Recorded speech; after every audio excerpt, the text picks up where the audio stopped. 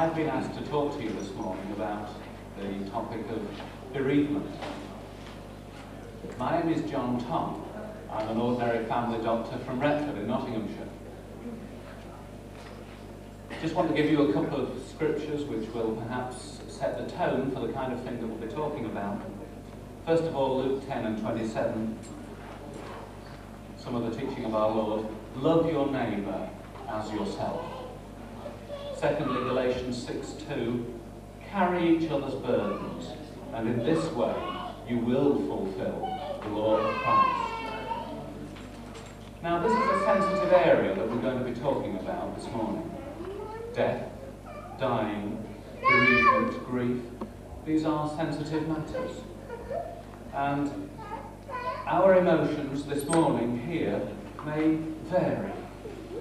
Some of you perhaps won't turn a hair as we go through this. Others perhaps will find that you begin to be moved emotionally.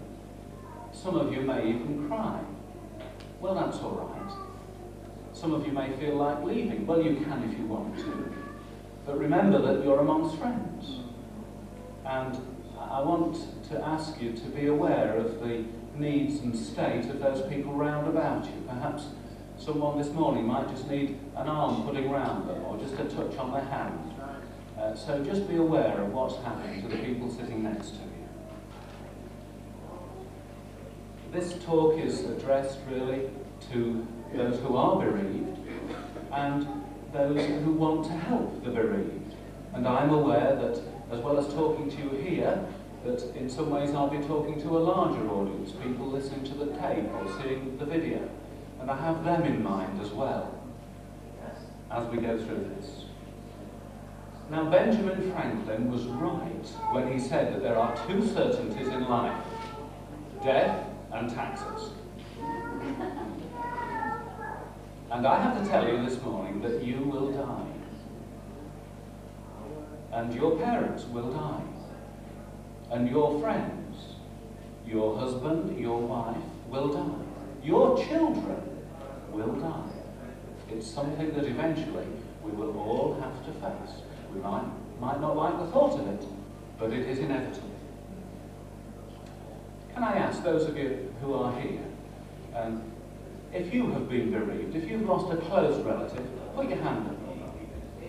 Thank you. If you haven't lost mother, father, brother, sister, child, if you haven't been bereaved, put your hand up. Just one or two, thank you. Let me ask you a different question. Which of you have seen a dead body? Thank you. Most of you. Which of you haven't seen a dead body? None of you. That's thrown me a little bit, because I expected that at least someone would say they've never seen one. And I was going to say to them, as I say to those of you who have not been bereaved, that your turn will come. Society hides death and hides from death, and therefore in this country we often deal with it very badly. Just want to say at this stage that death often follows, in fact usually follows, a period of unconsciousness. If you watch the television, you see dramatic deathbed statements, somebody making some dramatic statement and then suddenly dying. Well, in my experience, that very rarely happens. Death usually comes with calmness and dignity after a period of unconsciousness. And if you've ever been present with someone dying, often they slip away very quietly, with no melodrama and crisis at the time. So we must have a correct appraisal of what death is like when it actually happens. In talking about grief, it's useful to split up grief into three different stages. The first stage of grief is the stage of shock. The second stage is the stage of pain. And the third stage is the stage of recovery. And we'll talk first of all about the stage of shock. In my job as a family doctor and in hospital medicine, I've often been called upon to tell people bad news when someone has died. Pastors and other church workers may be called upon under similar circumstances to give bad news. Under these circumstances, you must be short and you must be clear. Try not to use euphemisms and phrases that can be misunderstood. This is no time to produce misunderstandings. And you must be short because once the person that you're telling understands what you have said to them, they won't hear anything else that you say to them. So there's no point spending a lot of time and going into lots of detail. So be short and be clear. The news often hits like a physical blow. Even when it's expected, it often hits like a physical blow. I once had to tell the husband of a 45-year-old lady who had died of a heart attack in hospital in Rotherham. I had to tell the husband what had happened. She died shortly after getting to the hospital. Don't think even the husband had arrived by that time. And he was ushered into Sister's office. I sat down with him and I told him that his wife had died. And the news hit him with such force, he was an asthmatic. And the news hit him with such force that immediately it provoked an asthma attack. Within minutes he was reaching in his pocket for his inhaler and using that to try and reduce the spasm that he felt in his chest. And it was quite some little time before his asthma subsided and we could talk further. An example of how it hits like a blow. I heard of one lady whose husband had died away from home, and somebody went to her to tell her that her husband was dead. And immediately on hearing this news, she fainted in a heap on the floor. And she had to be helped and revived, eased up into a chair, and when she recovered consciousness, she didn't know what was happening. She said, "Why are you here? What's happened? What's all this about?" It hadn't registered. So they told her again that her husband had died. And she again fainted on the floor and went through the same procedure. She had to be helped up. When she had recovered her senses enough, she still didn't know why he was here. And in fact, she passed out 4 times before she could accept the shock of the news. Clearly, another family member really ought to be there to provide help and support when you're giving news like that. Sometimes news of a person's death is met by disbelief. It can be very hard to believe that someone that you've seen that morning, for example, is now dead. It can be hard to believe that. I have a lady, a patient, I'll call her Rachel. Let me tell you a little bit about her background. She met and fell in love with a man who was involved in motorsport. And they got married and decided to have a family, and they had a little girl. But he really wanted a little boy.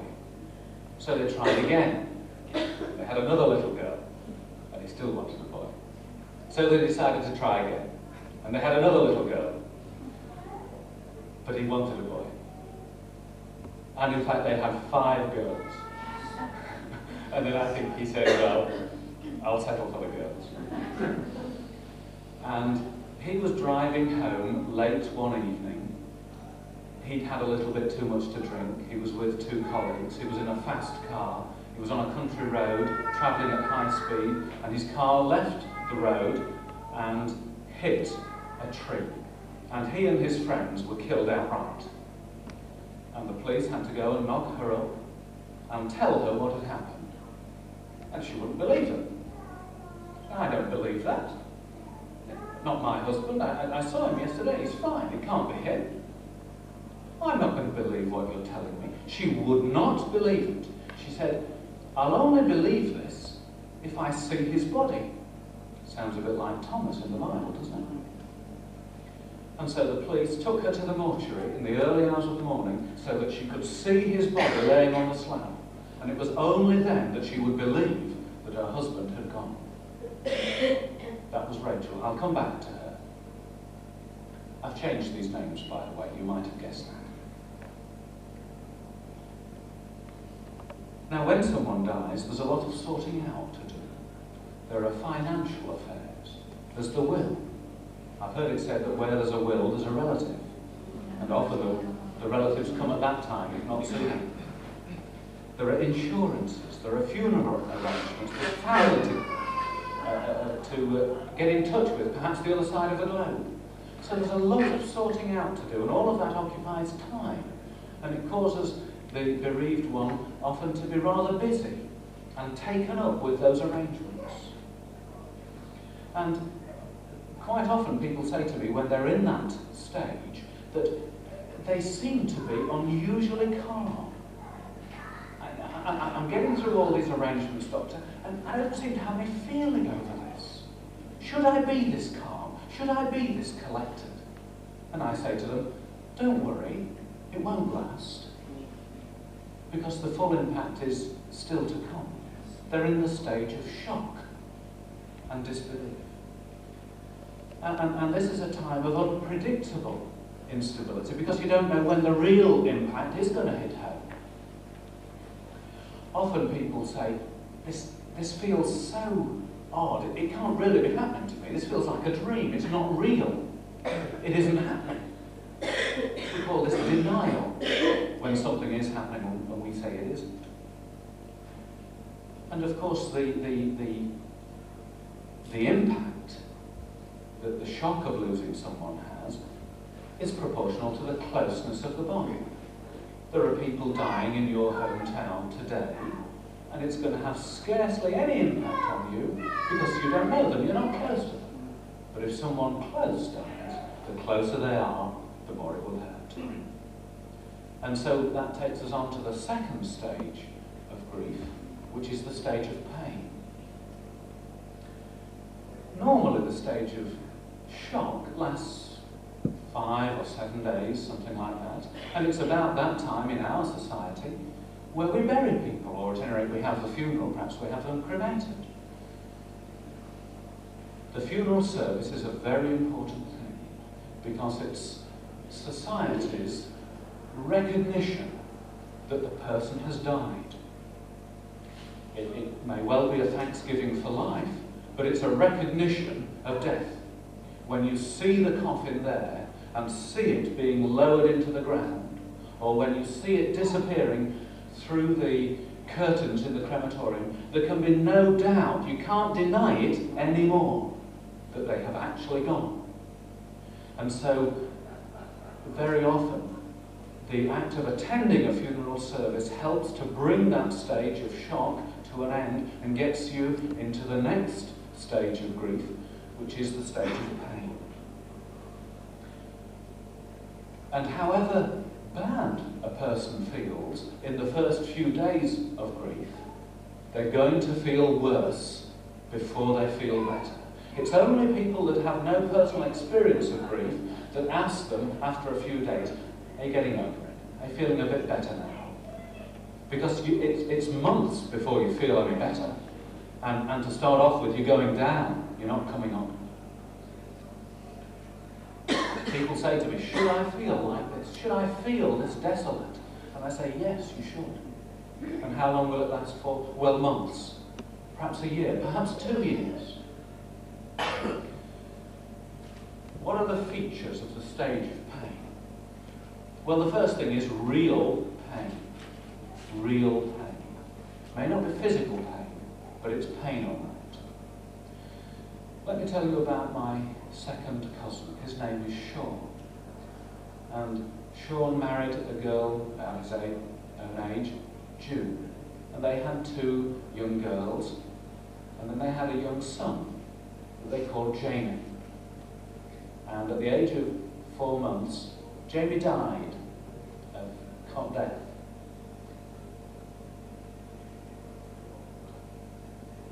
Now, I said that our emotions might take us by surprise,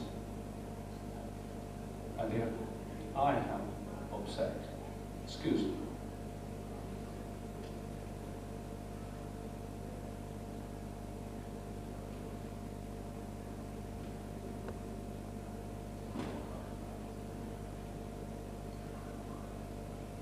Jamie died, and I went to his funeral, his uncle, carried the coffin, and we saw him being buried. And his mum was there, June. And as his coffin was being put into the grave, she began to cry and to shout and to scream his name, Jim.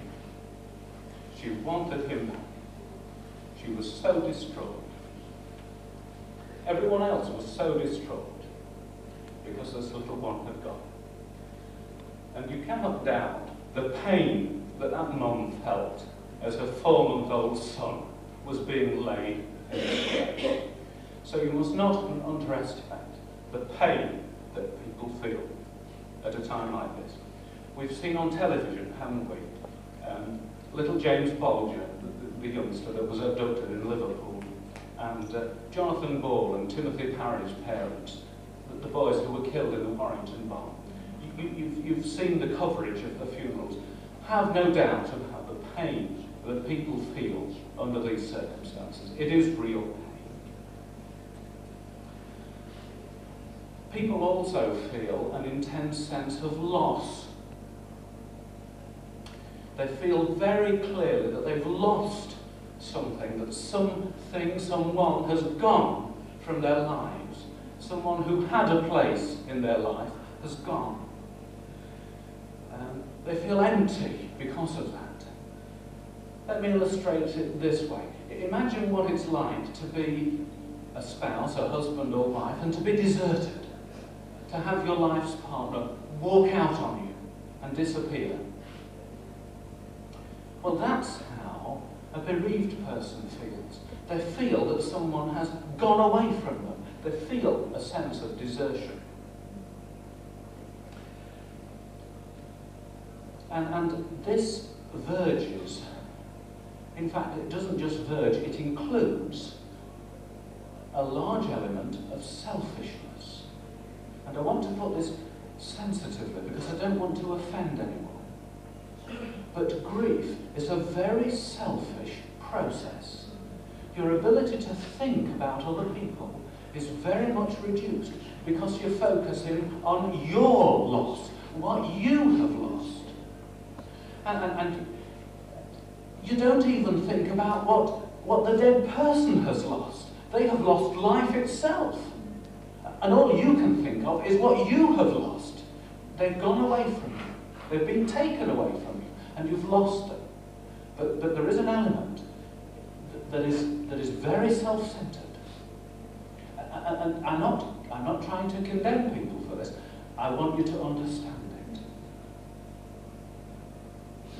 Tennyson wrote, "'Tis better to have loved and lost than never to have lost at all." But sometimes if you ask a person in the stage of pain, they'll perhaps take issue with that. They'll say, "This is hurting so much that it might have been better if I'd never known them." So as well as that great feeling of loss, there's an intense craving to have them back. I went to see a lady about 6 months ago. I got a call after evening surgery. I called her Barbara.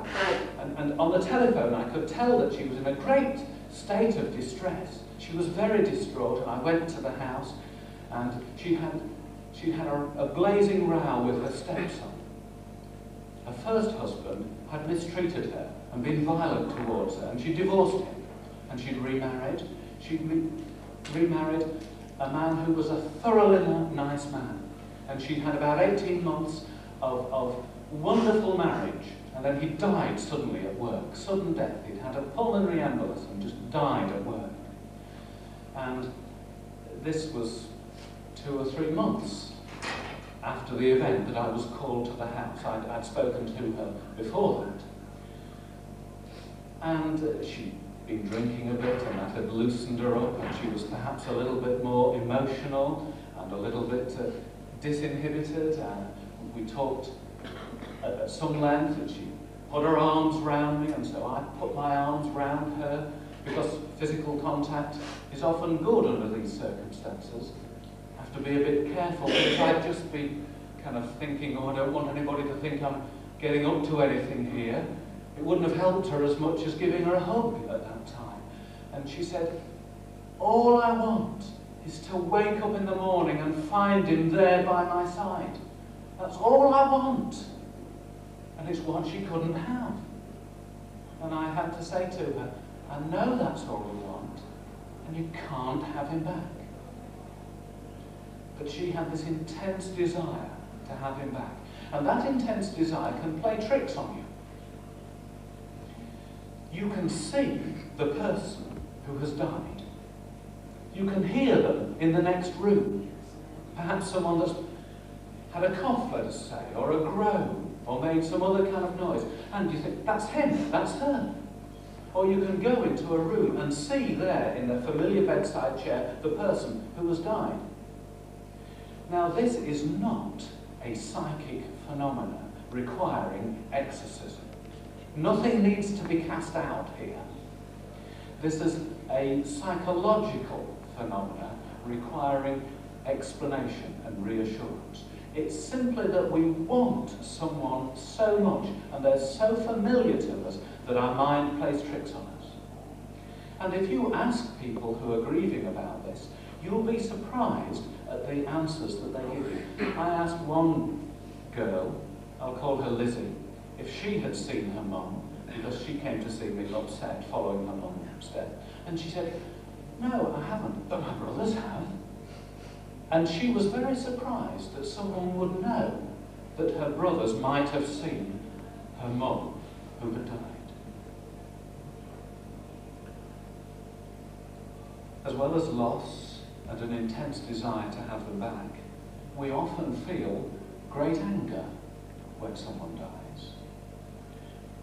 This is an emotional response. It's no good saying, well, I shouldn't think like this, because our emotions aren't what we think with.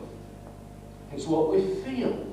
And sometimes, as we've already discovered this morning, our emotions take us a little bit by surprise. We don't ask for them to come, but they come right enough.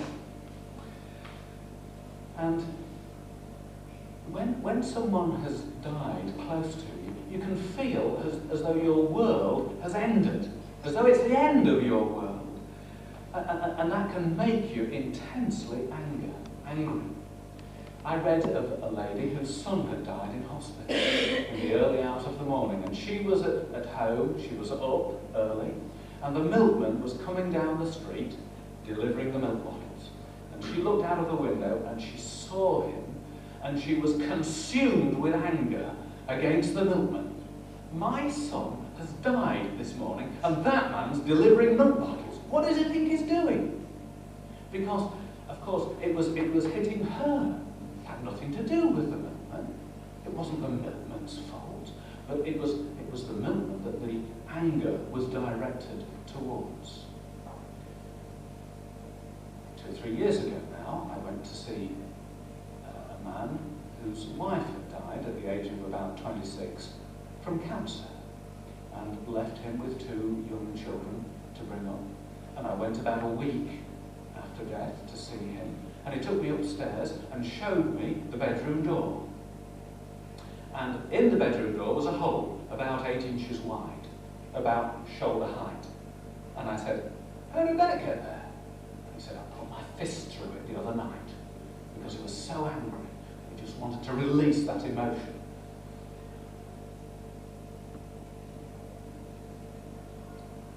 When you're angry, anyone will do. Have you ever been cross with your husband or wife and keep the cat on your way? People who are bereaved, they get angry with the doctor. They get angry with the hospital. They get angry with the pastor. They get angry with the church. Anyone will do. They might get angry towards the person who has died. This is strange, isn't it? You're longing to have someone back, and yet you're angry with them because you feel they've gone and left you. I told you about Rachel, whose husband died, and she wouldn't believe it until she went to the mortuary to see his body. I asked her, what did you feel when you got there? And she said, he was there on the slab, and he looked calm and peaceful, and I was so cross with him, because he was out of it. He'd gone and left me with 5 young daughters to bring up, And that was her first response. She was so cross with him, with the man who had died.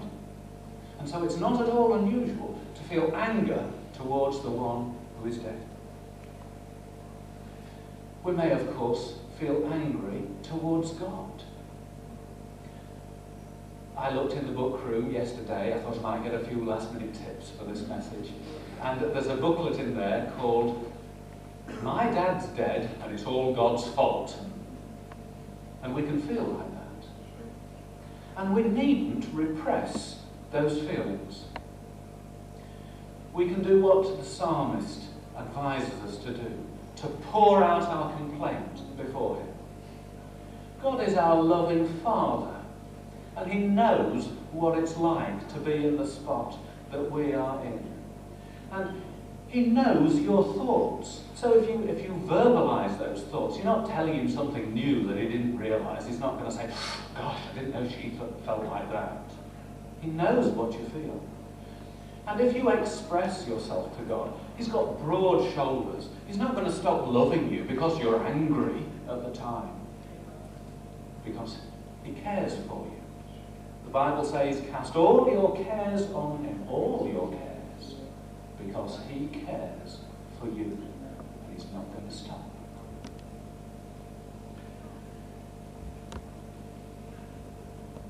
We sometimes feel angry with ourselves, and we call that guilt. It's a short step from raging at God and saying, "What did I do to deserve this?" to say, "Well, what did I do to deserve this?" And we pick up a stick with which to beat ourselves. We blame ourselves. If only I'd made her go to the doctor sooner. If only I hadn't gone out that day. If only we hadn't taken that particular route in the car. If only this, if only that. I've known people who have looked after dying relatives with the utmost devotion of care. They couldn't possibly have been looked after better. And yet afterwards they say, "I don't think I looked after him properly. He would have turned out different if I'd looked after him properly." They're feeling guilty. They're blaming themselves. Grief may feel like a punishment for wrongdoing. It hardly ever is. Another emotion that accompanies the stage of pain is sometimes a sensation of relief. After a long illness, after perhaps great suffering, there is release, there's an end to it. There is a sensation of relief. We're glad that that person's suffering has ended. And that is a valid emotion to feel. But very quickly after that comes more guilt. What kind of husband are you? What kind of wife are you to be feeling relief that your loved one has died? And then we're back again blaming ourselves. During this time of pain, the bereaved has a sense of marking time, of not making any progress, of not being able to do anything new. A great preoccupation with the person who has died and how they have died. And so I want to introduce you to the concept of grief work. Grief work. Grief is absolutely unavoidable. You can't sidestep it, you can't go round it, you must go through it. And if you don't go through it now, you'll just have to go through it later. So you might as well settle to doing it now. It requires time and it takes effort to work your way through grief. Let me tell you about my father-in-law. My wife is called Hannah, and her dad was Tom Buckley, and he was a pastor and a preacher, and he went on several missionary trips to various parts of the world, and he was due to go to India on a preaching tour in early January one year. And his wife, my mum-in-law, had a stroke on Boxing Day, and by New Year's Day she was dead. And that was just about a week before he was due to go away. And you know what it's like in the last few days before an important trip. There are lots of last-minute arrangements to be dealt with. And he decided that he would go. And it was a very busy trip. He had a full itinerary, had lots of preaching engagements, ministry in the homes, travelling here, travelling there, a lot of work. So he didn't have any time to spend grieving. And so he came back, and I think he was expecting that all that would have helped him to get over the first few weeks. But in fact, when he came back, he discovered that he was right back at square one. He came back to an empty house, and he had to begin his grief work right at the start. It hadn't saved him anything at all. In fact, it just gave him more difficulties rather than less. I was talking a few months ago to the widow of a doctor that I know in my own hometown. He had died suddenly and unexpectedly, and she's a nurse, and she's a strong and capable person. And after she died, people came up to her and told her that. They said, "You're strong. You'll get over it." And so she was strong. She didn't grieve. She didn't show her emotions. She got back to work as soon as she could. She got on with life.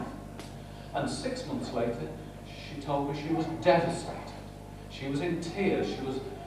She wasn't coping one little bit. She couldn't continue at work. And she said to me afterwards, "Why didn't someone tell me that it was all right to cry, and it was all right to scream and shout, and it was all right to feel the grief at that time?" She didn't do the grief work to begin with, so she had to do it later. And it was very unsettling for her. And so the work of grief involves what we call rumination. That means going over things over and over again. Great preoccupation with the person who has died and how they died, the circumstances around their death. Looking at it from this angle, looking at it from that angle. What if this? What if that? If he had done that, would it have worked out this way? Considering every possibility. And you can't get any rest from this. Whether you want it to be going through your mind or not, it is. You're just totally preoccupied by it. And this is something that we need to do. People may have told you not to grieve. They may have said, "Oh, Christians don't need to grieve." Well, that's a mistake. The Bible says that we don't need to grieve as those that have no hope. We grieve as those that have hope, but we still grieve. And so, if you have blocked your grief, if you have not finished your grief work, then here and now I give you permission to grieve. You may grieve. You can get on with it. It's something that you need to finish, because if you don't finish, you take it with you until you do finish it. One lady came to see me, and she said, "Doctor, I think I must be going mad." The other night, I was ironing. And as I was ironing the shirt, the tears were rolling down my face and dripping onto what I was ironing and sizzling under the iron. And I'd been totally taken up with thoughts of my mum. And she died 4 years ago. What is happening to me? And I talked to her, and it became apparent that she was the strong one. She was the elder one in the family, and everyone else came to her. "What do we do about this? I'm feeling dreadful, I'm having a bad day." And they all leaned on her, and she was strong for them. And so she never did her grief work.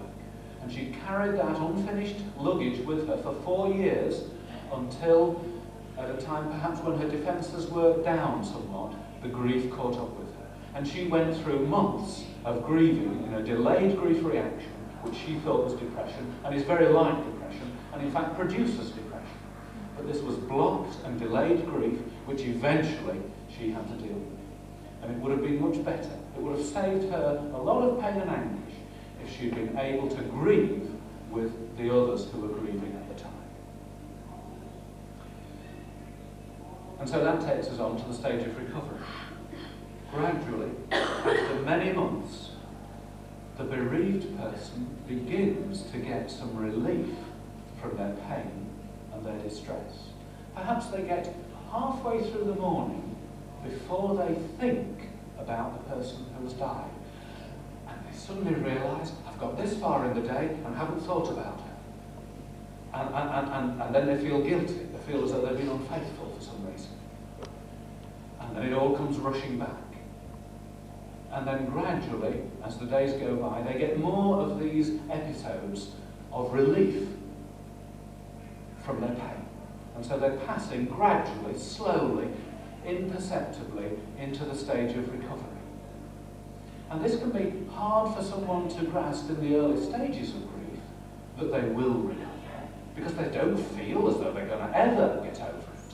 But of course we know from our own experience that people do get over it, don't they? They do put their lives back together. They do find that they can find enjoyment and fulfillment in life without the person that they've lost. But it takes a long time to get to that realisation. So this is the stage of recovery. Gradually, there's more periods of respite from grief. They get longer.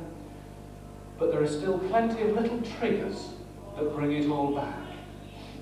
A whiff of sausages frying, or a particular scent or perfume, a familiar tune playing, perhaps a special date, a birthday, Christmas, the first holiday alone, an anniversary.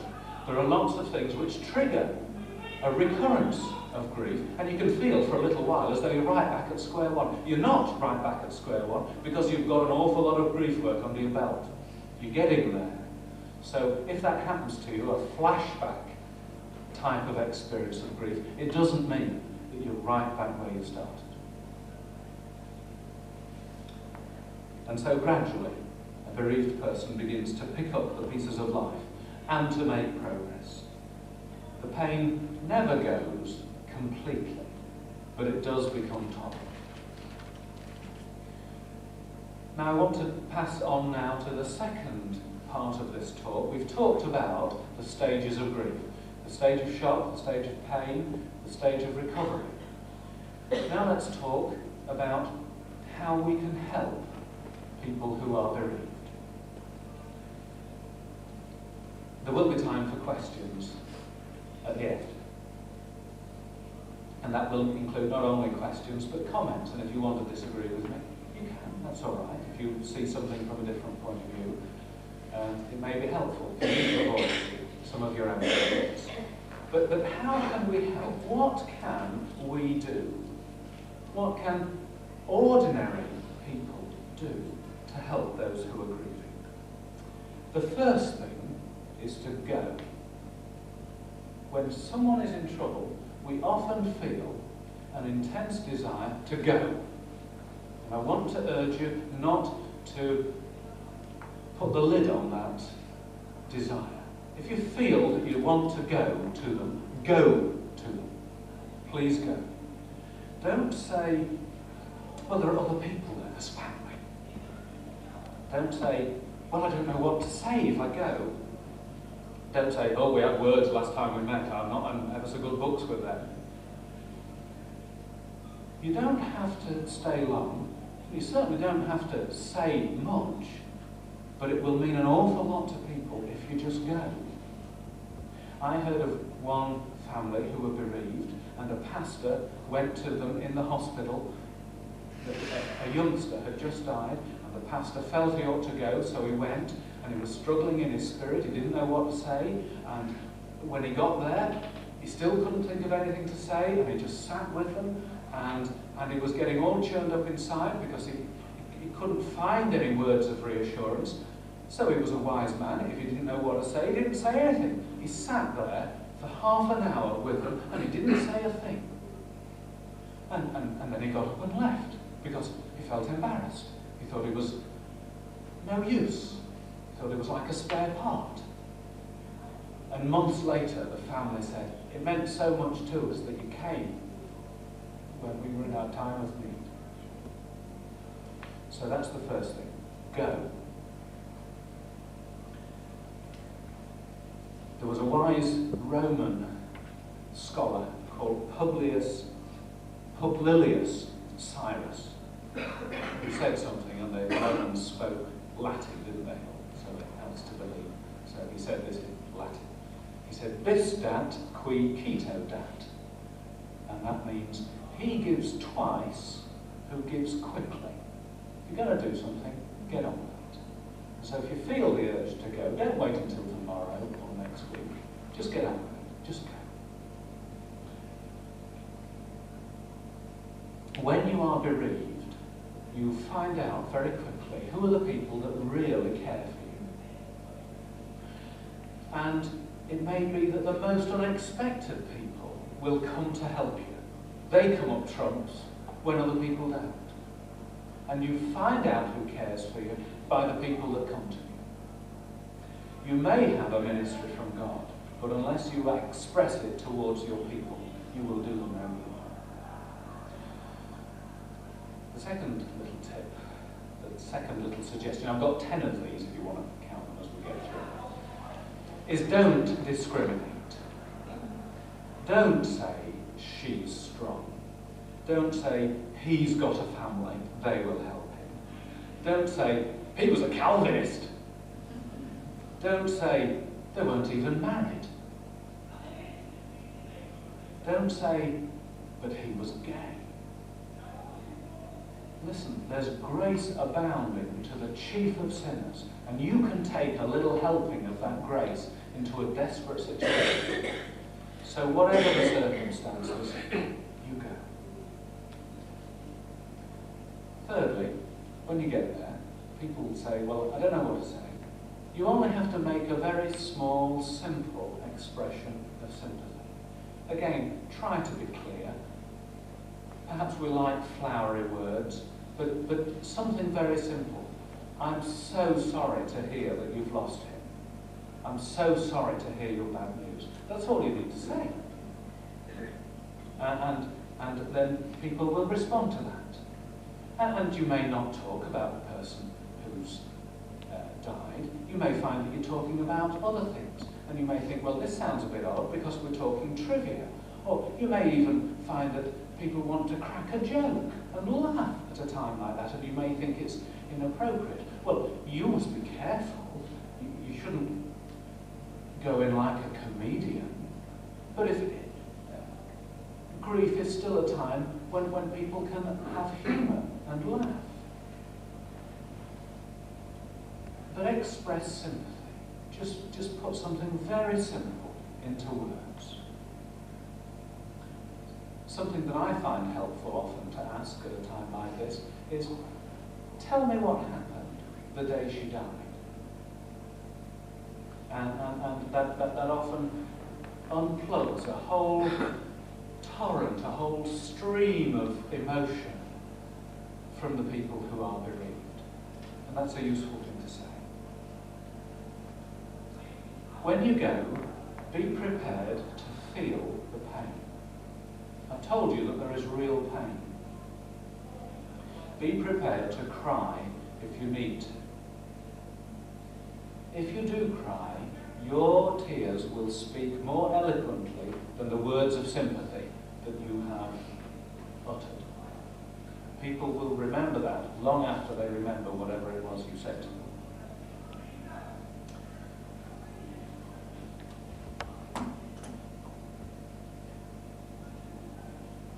Let me read to you something about Jesus going to a funeral. This was Jesus at the funeral of his friend Lazarus, and he's talking to Mary, or it's about Jesus and Mary. When Jesus saw her weeping, and the Jews who had come along with her also weeping, he was deeply moved in spirit and troubled. Our Lord was deeply moved. Where have you laid him? He asked. Come and see, Lord, they replied. Jesus wept. Then the Jews said, see how he loved him. It was by the Lord's tears that the Jews said, see how he loved him. And if our Lord could cry at a time like that, you can. It's all right. You can.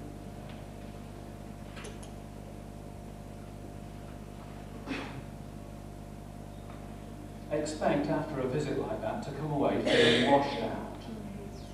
It'll take something out of you. If you don't feel washed out, it probably hasn't cost you anything. You probably haven't been a great deal of help. You may not feel washed out. I don't want to make you feel guilty if you don't. But you may come away thinking, oh, gosh, that's really done something to me. So expect that.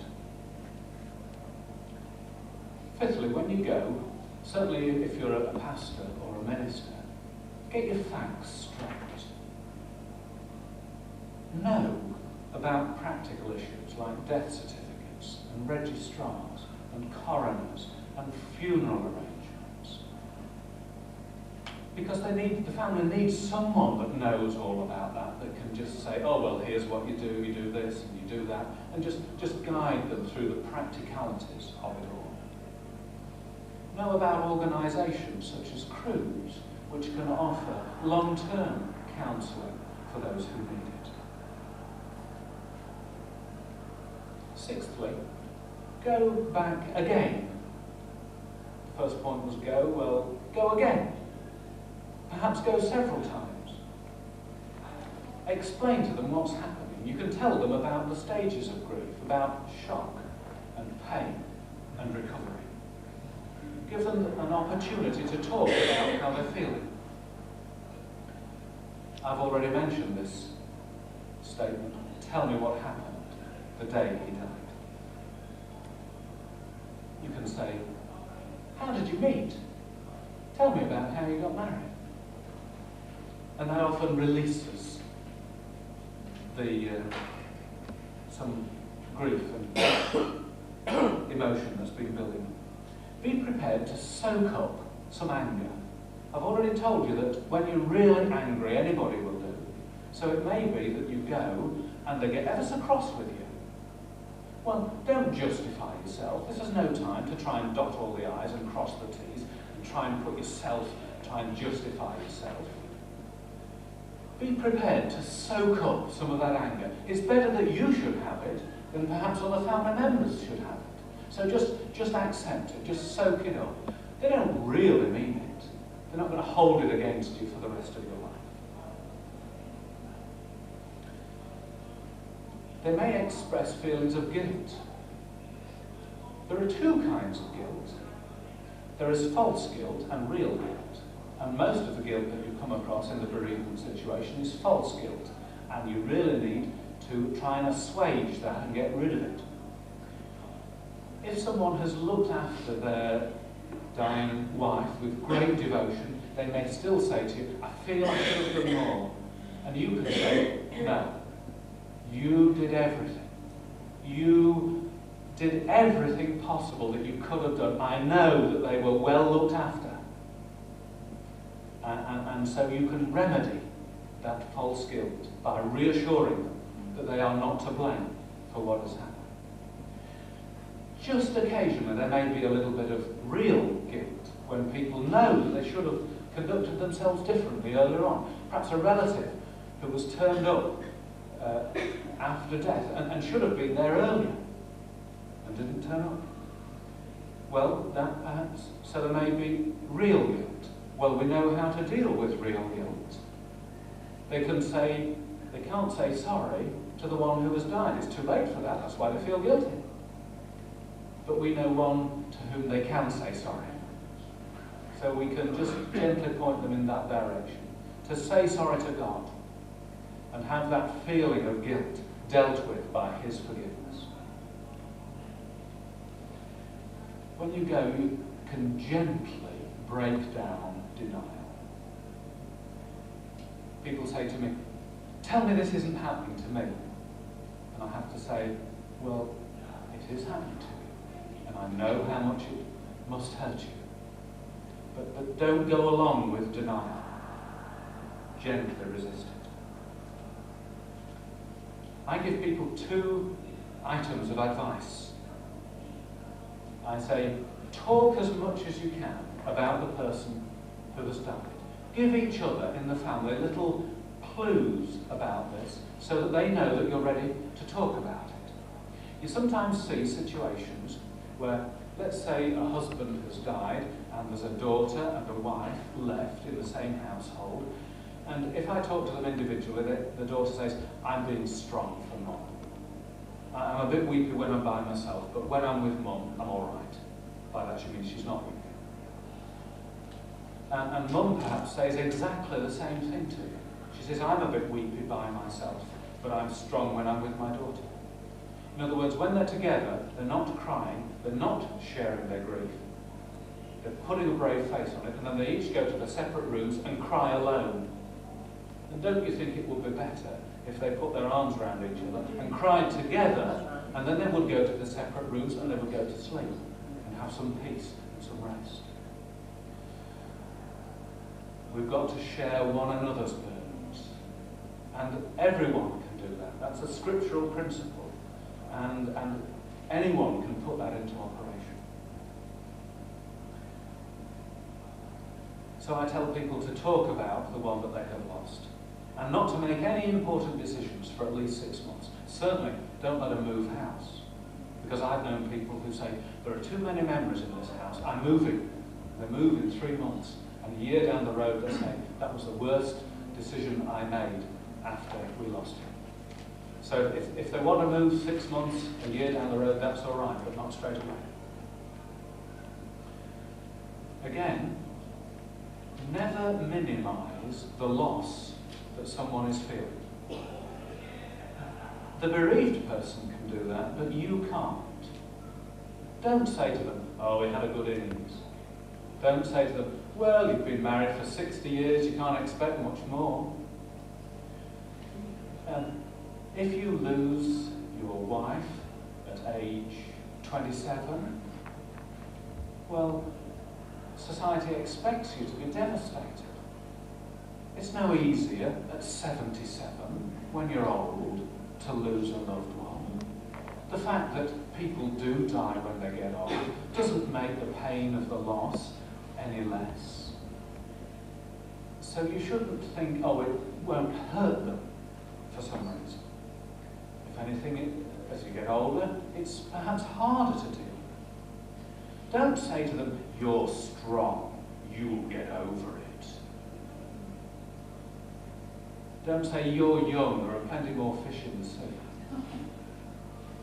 Don't say to them, she wouldn't have wanted you to be this upset.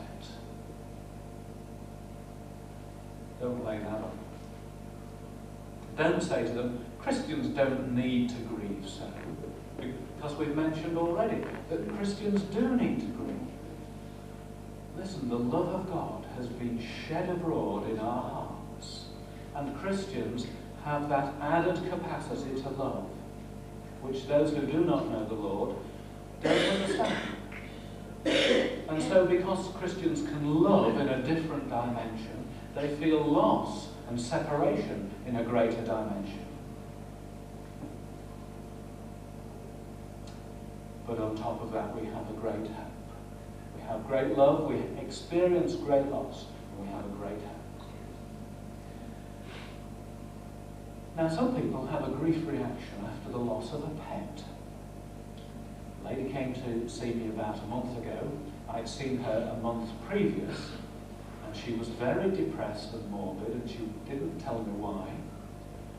And she was sufficiently depressed for me to think that it would be a good idea to treat her with antidepressants. And I said, come back in a month's time and let's see how you're going on. And she came back, and she said, I do actually feel substantially better. And then she told me why she was so upset. They had a pet dog, they had it for 14 years. She said it was like a child to us, and it died. And she went through a grief reaction. Now, it's no good telling her, well, it's only a dog, you shouldn't feel that bad. How would that make her feel better? She felt the loss. And so what she needed was for someone to understand that she felt the loss. Emotional problems often have emotional solutions. And when she grieved in her own way for that dog, she would then get over it and put it behind her. Now, people grieve in the same way after miscarriage. because a woman's maternal instincts are amazing. They begin to rise as soon as she realises that she's pregnant. Okay, she begins to become very protective towards that little thing. And in fact, if you watch pregnant women, how they behave, they are very protective towards the little one. And if they lose baby, they can feel just as devastated as if it was a baby that they'd held in their arms. But perhaps those around them don't realise this. And of course, there's nothing to show for it. There's no body. There's no funeral service. There's no official recognition. And people expect them to be, you know, up and chirpy within a little while. They don't make allowance and room for that. When I delivered a seminar like this in my home church, a lady who is in her 70s told me afterwards, I still cry for my babies. And they were miscarriages that she had as a young married woman. And so miscarriage produces a grief reaction. And we need to understand that. I'm nearly finished. Children need to be allowed to grieve in their own way. You don't often see children at funerals. I'm all in favour of taking them. Don't hide them away from death. I'm in my 40s. And my parents, God bless them, are still alive. My dad's just been in hospital. But I have not lost a close relative. I've got to the mid-40s and I've not been bereaved of a close relative. My grandparents died before I knew them. And if I hadn't been to other people's funerals, I would not, and dealt in the course of my work with loss, I might have very few resources to fall back on when the time comes that I have to face grief for the first time as a personal experience. And you meet many people like that. Well, it's good to show our children and to teach our children about the inevitability of death and about what happens, to give them, to begin to give them the mental tools that they will need to face what they're going to have to face. Children grieve in their own particular way. They're not adults, they don't grieve like adults. And sometimes their actions and their emotions seem a little bit odd to us. Let me tell you about a little lad called Benjamin, who is as old as my youngest son Luke. Benjamin's granddad took his own life just over a year ago. In fact, this was a gentleman who came to see me one morning and took his life that afternoon. And he lived in the same village that I live in, and I regarded him as a friend, and I found that very hard to bear. Benjamin was told that his granddad had died in an accident. And I think that was right and proper. I have no argument with not giving a 6-year-old all the facts.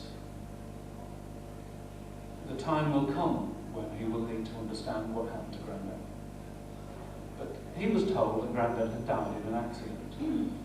And he became quite upset about this. And his parents wisely asked him what he wanted to do, because they wanted to go and see the body of the funeral directors at the Chapel of Rest. And Benjamin said he wanted to go. He was quite adamant that he wanted to go. His older brother, who was about 9 or 10, he didn't want to go, but Benjamin wanted to go. So they thought, this is a bit of an odd situation, but we'll take him. And they took Benjamin, and he looked at Grandad there, and he wanted to lift up the sheet and look at his legs and look at his arms, because he must have had some idea from the television, perhaps, about what an accident entailed.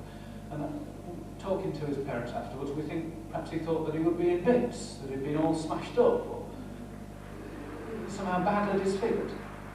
Benjamin wanted to go to make sure that his granddad was all right. And when it seemed that it was okay, he was perfectly said, that's fine, okay, I'll go home now. He wasn't dreadfully distraught, but he needed in his own way to satisfy himself as to the state of his granddad, and then he could accept it. And so that was part of his process of grieving. And children are different, aren't they? I'm trying to help at the moment a Muslim family who have lost a 5-year-old child, and they have an 8-year-old and a 4-year-old. And the 4-year-old is bouncing about and jumping on the settee and talking about a little brother who has died just a fortnight ago. But the older one, who perhaps is beginning to think a little bit more, is not saying anything. She's keeping it all in. She's holding her counsel. And that is going to come out some way, as sure as eggs are eggs. It's going to find its expression some way, but she needs to be helped to grieve in her own little way. So children need to talk through their own grief. Well, now I'm just about finished. But I simply want to remind you that we serve a God who identifies with our suffering.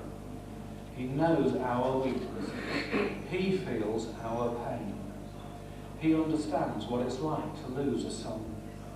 He has experienced the salt and bitter taste of tears. And he promises to wipe away every tear from our eyes. 2 great commandments. The first is to love God. The second is to love our neighbour as ourselves. God bless you.